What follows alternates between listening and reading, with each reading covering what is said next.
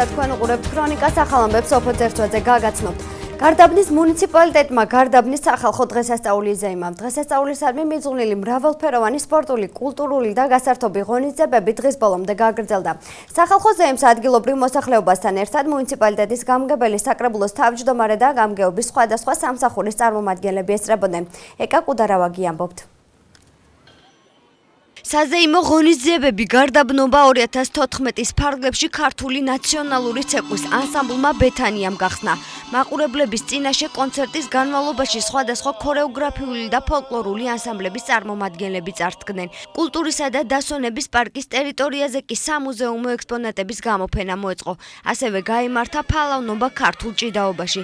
დღესასწაულზე მისულ ბავშვებს კი საცირკო შოუ პროგრამის ჯამბაზების ცეცხლოვანი შოუს ნახვის საშუალება მიეცათ. შევასრულე თეონე ქუმსიაშვილის სიმღერა შენ ჩემო დიდო ტკივილო. ჩვენი სოფელი წარმოადგენია ახალი სამგორი. ახალი სამგორის სახელით მივულოცავთ გარდაბანს დღესასწაულს და გავიცი უსურვებთ განვითარება. ჩვენ გარდაბნის ღონისძიებაში მივიღეთ მონაწილეობა. ძალიან გვიხარია ჩვენ მეგობრებს აქ რო ვჭიდაობთ და ყველა ვიგებთ და ულოცავ ყველას გამარჯვებას. გარდაბნობა არის დიდი სიამაყე, იმიტომ გარდაბანია თვითონ თავისი შემადგენლობით მრავალფეროვანი, მიუხედავად ტრადიციებისა, რწმენისა, მაინც გარდაბნელები ინარჩუნებენ თავის ამ ფასეულობას, რასაც გარდაბნელობა ქვია.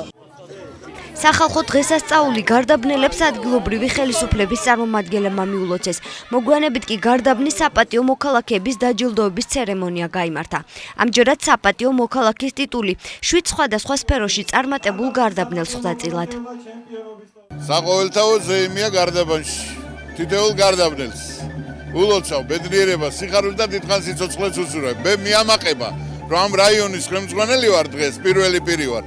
და ბედნიერებაა ჩემთვის ამდენი კარგი ადამიანი დღეს ჩემთან ერთად არის და ვზეიმობთ გარდაბნელობას. გამარჯვებით, ბედნიერი ვარ. საპატიო მოქალაქეობა მეჭა და ეს არის ჩემთვის ყველაზე ფასი ჯილდო, რომელიც მიღია ცხოვრებაში. იმიტომ რომ გარდაბნელი ვარ და მოღვაწეობ, მუზეუმის ხელმძღვანელობ, მუზეუმს და სხვადასხვა ჯილდომს არ მახსოვს ცხოვრებაში. დღესასწაულის ბოლოს ღონისძიების დასკვნით შოუ პროგრამაში გარდაბნელების საზეიმო გაწყობაზე ადგილობრივების გარდა დედაქალაქიდან მოწვეულმა სხვა შემსრულებლებმაც იზრუნეს. არავითარი უფლება არ მქონდა, რომ არ მოგფერებოდით ჩემო გარდაბნელებო.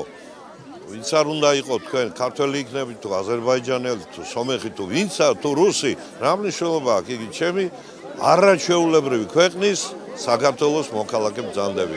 გარდაბნელებს ულოცავთ დღევანდელ დღეს, უსურვებ რომ იყვნენ ბედნიერები და ხალისიანები, რაც თავარია, უფრო ლაღები და ბედნიერები. ძალიან მომწონს, ხალხის განწყობაც შესანიშნავია და არ მეკონა ესეთ კარგ დროს თუ გავატარებდი. გარდაბნის მუნიციპალიტეტში გარდაბნობის სახალხო დღესასწაულის აღნიშვნა დილიდან დაიწყო და დღის ბოლომდე გასტანა. ქალაქში საგზაო ინფრასტრუქტურის მოწესრიგების პროცესი გრძელდება. გზებისა და შიდა ეზოების სარეაბილიტაციო სამუშაოები რამდენიმე მისამართზე მიმდინარეობს. ლომოურისა და მეგობრობის ქუჩაზე ეზოებში პროფილები ეწყობა. გზისავალი ნაწილი გურამიშვილის, მაჩაბელისა და ვახუშტის ქუჩაზე წესრიგდება. სამუშაოებს ტენდერში გამარჯვებული კომპანია გზატკეცილი პლუსი ახორციელებს. იგება ასფალტის საფარი, პარალელურად სამუშაოები მიმდინარეობს ვახუშტის ქუჩაზე, ასევე მიმდინარეობს სამუშაოები მეგობრობის 10-ასა და 10-ბ-ში, ეტაპობრივად დასრულდება დაახლოებით 10-15 დღის განმავლობაში. დიდი პრობლემა იყო, შეუძლებელი იყო ფაქტიურად სადარბაზოდან გამოხვიდე და გახვიდე სადმე. მით უმეტეს თუ ამინდი არ იყო, კარგი საერთოდ კატასტროფა. რა თქმა უნდა, მადლობლები ვართ. გზა დაიგო. საპროტესტო აქცია რუსთავის პოლიციის მეორე განყოფილებასთან. სამმართველოს შენობის წინ შეკრეფილი აქციის მონაწილეების განცხადებით პოლიციის თანამშრომლებმა რამდენიმე მოქალაქე უსაფუძვლოდ დააკავეს, რომლებსაც შემდგომში სასამართლომ გამამართლებელი განაჩენი გამოუტანა. რის საფუძველზეც განყოფილების უფროსის თანამდებობიდან გადადგომას ითხოვენ. ჩვენ როგორც უფლებადამცველები ხალხს უდგევართ, დღეს გაიმართა ერთი პროცესი, რომელიც ადვოკატების გამარჯვებით დამთავრდა, გულისხმობ იმას, რომ ტყუილად უმიზეზოს დაიჭირეს ადამიანი, რომელიც საერთოდ იქ ინციდენტთან არანაირი კავშირი არ ქონია. ბრას მიყენებდი 173 მუხლის თანახმად, რომ ვითომ და მე ხელი შეუწყე ჯემალ დემეტრაშვილის გაქცევას და ხელი შეუშალე პოლიციას იმაში, რომ არ მომხდარიყო ჯემო დემეტრაშვილის გადაყვანა ნარკოლოგიურში. დღეს დილას სასამართლოზე დავამტკიცეთ ჩვენი სიმართლე და გამომიშვეს დღეს. ქვემო ქართლის ტელე-რადიო კომპანია განვითარებას მაყურებელთა ინტერესების მაქსიმალური გათვალისწინებით გეგმავს. პროცესის წარმატებით განსახორციელებლად ქრონიკის გადამღები ჯგუფი რუსთაველების მოსაზრებით კვლავ დაინტერესდა და რჩევები პირადად მათგან მოისმინა. გამოკითხულთა შეფასებით მაყურებელთა ნდობისა და რეიტინგის ამაღლება სამაუწყებლო ბადეში განსხვავებული შინაარსის გადაცემების დამატება განაპირობებს. ცლად ჩვენი გამოკითხვიდან შეიტყობთ. ვუყურებ ხოლმე ძირითადად საინფორმაციოს. მომწონს რომ მართლმსაჯულება დაემატა ახალი გადაცემა თქვენს ტელევიზიას. დღის განმავლობაში რო არ მეორდებოდეს ქრონიკა ერთი და იგივე და უფრო ახალი ინფორმაცია საწვდით მოსახლეობას უკეთესი იქნება. ფილმები გაუშვან ან რაღაც ისეთი გადაცემა გააკეთონ რომ რაღაც ინტელექტუალური იყოს და ანუ ხალხი დაინტერესდეს ახალგაზრდობამ რაღაც ისწავლოს. აუცილებელია რომ ბევრი საგანმანათლებლო გადაცემა იყოს ალბათ. საქართველოს ზოგადად არ არის ეგეთი გადაცემები არსად და დაიწყეთ თქვენს არხზე. კი არის ახლა რაღაცეები, მაგრამ უფრო მეტი კიდე. უფრო სხვა, ცოტა ქალაქსაც რომ მიხედოთ, გაიაროთ ქუჩებში, ნახოთ რა ხდება და მეტი და მეტი უთხრათ მაყურებელსაც. ზოგადად მომწონს, უფრო მრავალფეროვანი რომ იყოს, უფრო კარგი იქნებოდა. საინფორმაციო გადაცემა საინტერესოა ჩვენთვის რუსთავის დონეზე ახალი ამბები, კარგი არის. არ ვიცი, შესაძლებელია ის საბავშვო გადაცემები, შემეცნებით გადაცემებით დაემატებოდა, ეს იქნებოდა საინტერესო. იმდენად ხედა არ უყურებ, რომ რაღაც შენიშვნები შევიტანო, მაგრამ ჩემის აზრით უფრო უკეთესი იქნება თუ შემეცნებით და კულტურული გადაცემებით დაემატება. იშვიათად ვუყურებ, ასე რომ თქვა თქვენ არხს, მიმაჩნია რომ უკეთესი იქნება, თუ უფრო მეტი შემეცნებით გადაცემები იქნება, უფრო ახალგაზრდობაზე ორიენტირებული და არ იქნება მაინც და მაინც სულ მუსიკალური შოუები, მეტი საინფორმაციო გადაცემები და ასევე ისეთი გადაცემები, სადაც ახალგაზრდობა უშუალოდ ჩართული იქნება. ამჯობესია უფრო მრავალფეროვანი გახდეს თქვენი არხი, ანუ არა მხოლოდ საინფორმაციო, აი შეიძლება რომ გავიდეს თქვათ რაღაც შოუები, რომელიც შეიძლება მთელი რუსთავის მასშტაბით ჩატარდეს და უფრო მრავალფეროვანი გადაცემები რომ გქონდეთ. რუსთავს მართლა უნდა ჰქონდეს ესეთი ყურებადი ტელევიზია, რომ აი ჩვენი ქალაქია და ჩვენ თვითონ უნდა ვეცნობოდეთ ჩვენს თანამოქალაქეებს. დასუფთავების აქცია რუსთავში მოსწავლეებმა მე-11 საჯარო სკოლის მიმდებარე ტერიტორია დაასუფთავეს. მოსწავლეებმა ასლანიკაშვილის ქუჩაზე არსებული სკვერი პოლიეთილენის პარკებისგან და საყოფაცხოვრებო ნარჩენებისგან გაწმიდეს და მოსახლეობას გარემოს დაცვისკენ მოუწოდეს. აქციაში მონაწილეობას ბავშვებთან ერთად მშობლებიც იღებდნენ. მე მინდა რომ ესეთი ჩვენი საქციელი იყოს ყველა სკოლასათვის მისაბაძი და ვთხოვო ყველა რუსთავის მოქალაქეს რომ დაიცვას სისუფთავი და გაუფრთხილდეს გარემოს. ვფიქრობ ამას ორმხრივი დატვირთვა აქვს. გარდა იმისა რომ ზრუნავთ ქალაქის იერსახეზე, ამის გარდა ბავშვები ეჩვევიან შრომას. ჯანდაცვის სამინისტროს ინიციატივით კრიზისულ მდგომარეობაში მყოფი ბავშვიანი ოჯახების გადაუდებელი დახმარების პროგრამის განხორციელება დაიწყო. მრავალშვილიანი და განსაკუთრებული საჭიროების მქონე ოჯახები 1000 ლარის ფარგლებში ერთჯერად დახმარებას მიიღებენ. დღეს თბილისში 30-მდე სოციალურად დაუცველი ოჯახის საკვები პროდუქტები, ტანსაცმელი საყოფაცხოვრებო ტექნიკა და სხვა ნივთები გადასცეს. ორშაბათიდან კი ტვირთი რეგიონში დარიგდება.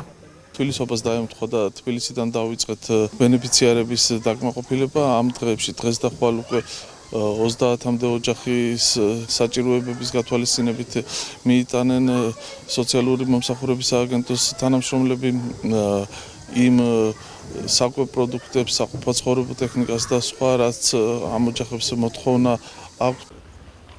დედაქალაქის საკრებულოს ისტორიული შენობა აღდგენილია. თბილისელებს საქართველოს პრემიერ-მინისტრმა ირაკლი ღარიბაშვილმა თბილისობა განახლებული შენობიდან მიულოცა. განსაკუთრებული მრავალფეროვნებით გამორჩეული ქალაქი განვითარების ახალ ეტაპს იწყებს, განაცხადა პრემიერ-მინისტრმა. ამ დღეებში ქალაქს დაუბრუნდება მხოლოდ ძველი თბილისისთვის ჩვეული ხიბლი და ამავე დროს ჩვენ ვიზეიმებთ თანამედროვე თბილისთან ერთად. ჩვენი თბილისი ყოველთვის გამოირჩეოდა თავისი მრავალფეროვნებით და სწორედ ეს ქმნის მის განსაკუთრებულობას, მის უნიკალურობას. ძალიან რთულია სხვაგან მოიძებნოს ისეთი თბილი და კეთილმოზობლური დამოკიდებულება ხალხთა შორის, როგორიც ეს ამ ქალაქშია. დღეს დედაქალაქში თბილისობას აღნიშნავენ დღესასწაულის ფარგლებში საპატიო თბილისელის დაჯილდოების ცერემონიალი გაიმართა. ღონისძიებას საქართველოს პრემიერ-მინისტრი ირაკლი ღარიბაშვილი და მთავრობის წევრები დაესწრნენ. თბილისობის საზეიმო გახსნა სრულიად საქართველოს კათოლიკოს პატრიარქმა ილია მეორემ დალოცა.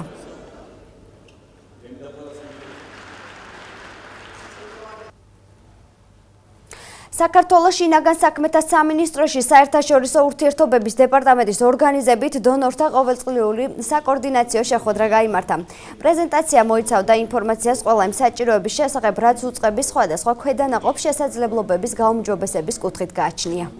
სამინისტროს რეფორმირების პროცესში, რა თქმა უნდა, მნიშვნელოვანი არის დონორული დახმარება, დონორების აქტივობა და მათი კოორდინირება. ამ კუთხით შინაგან საქმეთა სამინისტროს საერთაშორისო ურთიერთობების დეპარტამენტი ამზადებს სამინისტროს საჭიროებებს და აცნობს დონორთა კონფერენციაზე ჩვენ დონორებს. კინოჩვენება რუსთაველი პატარებისთვის სკაუტურ ორგანიზაციაში პროექტი ჯადოსნური ლამპარის ფარგლებში დღეს პატარებმა ფილმი ნავიგატორი ნახეს. კინოჩვენებამდე ბავშვები ფილმის შინაარსს გაეცნენ და მოკლემეტრაჟიანი ფილმი იხილეს.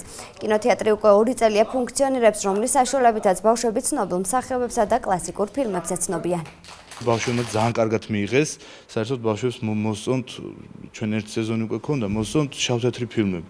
სადაც არ არის ბევრი ლაპარაკი და არის მხოლოდ მოქმედება და დღესაც როგორც მოველოდით შედგა ისე რომ ბავშვები ძალიან გახარებულები წავიდნენ. მე უყურე აკიკის თავგადასავალს, ძალიან მომეწონა ეგ და მე დავდივარ აქ ჩემ დასთან ერთად და ყველას ურჩევ რომ მოვიდეს, იმიტომ რომ ძალიან კარგი ფილმებია. ნებისმიერ მსურველს შეუძლია მობრძანდეს ნებისმიერ დღეს, გაწევრიანდეს კლუბში, შეგესაბამისად 6-დან 12 წლამდე ბავშვებს ეხება ეს პროექტი.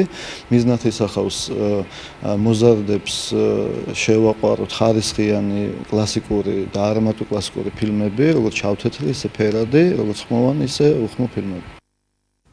ცხოვრება გრძელდება, ასე რქვა გამოფენას, რომელზეც მრჯავრდებულების ნამუშევრები იყო წარმოდგენილი. დამთვალიერებლებს გამოყენებითი ხელოვნებისა და მხატვრობის 100-ზე მეტი ნამუშევრის ნახვა შეეძლოთ. ღონისძიება სამების საკათედრო ტაძრის საგამოფენო დარბაზში გაიმართა.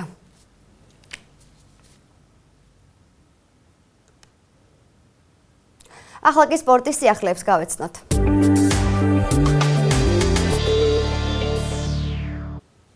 ფოლადის სტადიონზე დღეს საქართველოს ჩემპიონატის მეათე ტურის შეხვედრა გაიმართა. რუსთავის მეტალურგმა ფოთის კოლხეთს უმასპინძლა. თამაში მასპინძელთა უპირატესობით წარიმართა და მათივე გამარჯვებით დასრულდა. შეხვედრის პირველ ტაიმში ანგარიში მეტალურგის ფეხბურთელმა აჩი ცნობილაძემ გახსნა, მეორე ნახევარში კი ანგარიში აღარ შეცვლილა და საბოლოო ანგარიში 1-0 დაფიქსირდა.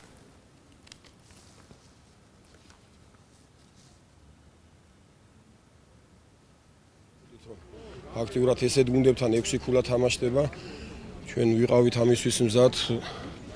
ძალიან ბევრი მომენტი ვერ გამოვიყენეთ, შეგვეძლო თამაში უფრო მალე დაგვემთავრებინა ჩვენ სასარგებლოდ, თუმცა არაუშავს. ბიჭები ისედაც თავდადებულები არიან, ყველაფერი მოკლებულები და მაინც მაქსიმალურად ცდილობენ, რომ ეს გუნდი ასახელონ და კიდევ ერთხელ ულოცავ რუსთავის გულშემატკივრებს და თვითონ ამ ბიჭებს, იმიტომ ესენი ძალიან დიდ პატივისცემას იმსახურებენ. ჩემი გუნდი გამოიყურებოდა ძალიან სუსტად.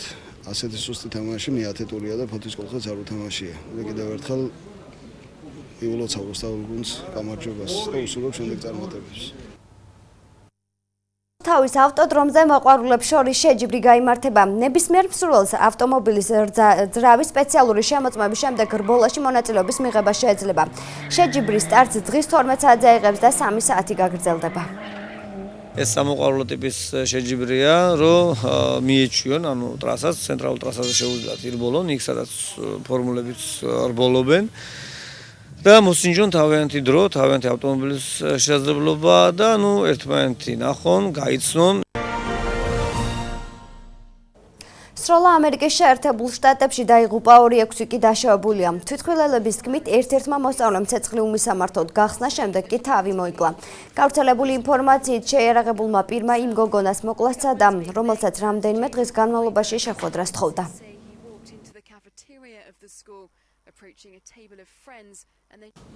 სტამბოლში რამდენიმე ქვეყნის საკონსულოში ყვითელი ფხვნილის შემცველი კონვერტები ამოიღეს. პროფილაქტიკის მიზნით 16-ზე მეტი თანამშრომელი საავადმყოფოშია გადაყვანილი. უცნობია ფხვნილის შემცველობაც ნივთიერება ექსპერტიზაზე არის გადაგზავნილი, პასუხი კი რამდენიმე დღეში გახდება ცნობილი.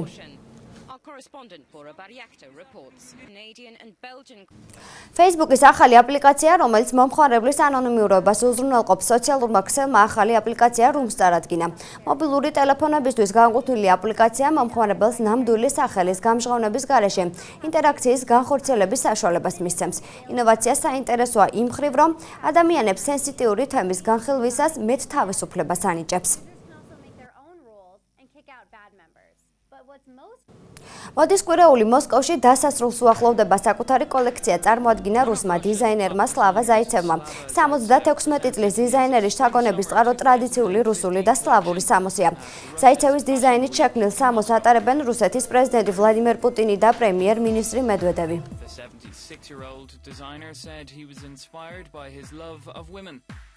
ქრონიკაში ამინდის დროა ვნახოთ, როგორ ამით ვარაუდობენ სინოპტიკოსები ხვალ ჩვენს რეგიონში.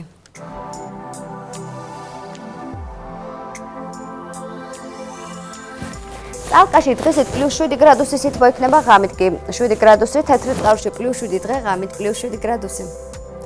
თბანიში +7 იქნება, დღისით ღამით +7 გრადუსი, ასევე ბოლნეში +9 დღისით ღამით +4 გრადუსი. მარნეულში +9 გრადუსი იქნება, დღე ღამით +4 გრადუსი, თბილისში +7 გრადუსი, დღისით ღამით +7. გარდაბალში +7 იქნება, დღისით ღამით +7 გრადუსი სითბო, ასევე რუსთავში +10 დღისით ღამით +5.